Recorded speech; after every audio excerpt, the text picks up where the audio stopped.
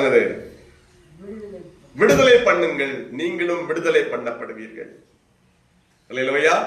எத்தனை பேரை சிறைப்பிடித்து வைத்திருக்கிறீர்கள் உங்க மனசுல? சில பேர் ஜெயில போட்டு வச்சிருப்போம், இவன் குற்றவாளி, இவள் குற்றவாளின்னு. அவங்களை விடுதலை பண்ணுங்க. அல்லேலூயா.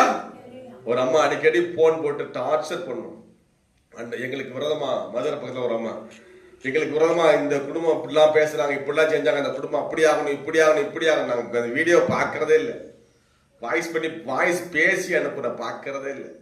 ஐயோ, பயங்கரமா சொல்லுவோம், அவங்க இப்படி ஆகணும், இப்படி ஆகணும்.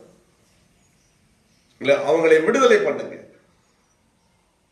எத்தனையோ பேருக்கு உங்க பக்கத்து வீட்டுக்காரங்களுக்கு, உறவுக்காரங்க, எத்தனை பேரை நீங்கள் ஜெயிலில் வைத்திருக்கிறீர்கள், உங்கள் மனது சிறையில வைத்திருக்கிறீர்களோ, மனதிலே சிறைச்சாலை ஒன்று வச்சிருக்கீங்க, அதுல நீங்க அடைச்சு வச்சிருக்கீங்க.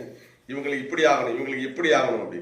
அவங்களை விடுதலை ஆக்க கர்த்தர் உங்களை விடுதலை ஆக்குவார். கைவைத்தாமே சொல்லுங்க பாப்போம். அல்லேலூயா.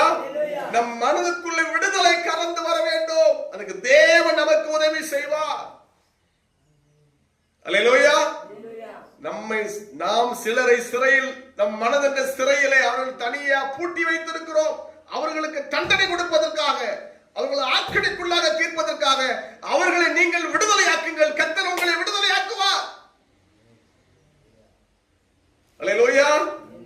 மற்றவர்களை குற்றவாளி என்று தீர்க்காதிருங்கள், நீங்களும் தீர்க்கப்படுவீர்கள். மற்றவர்களை ஆக்கினைக்குள்ளாக தீர்க்காதீர்கள், நீங்களும் தீர்க்கப்படுவீர்கள். மற்றவர்களை விடுதலையாக்க, நீங்களும் விடுதலையாக்கப்படுவீர்கள்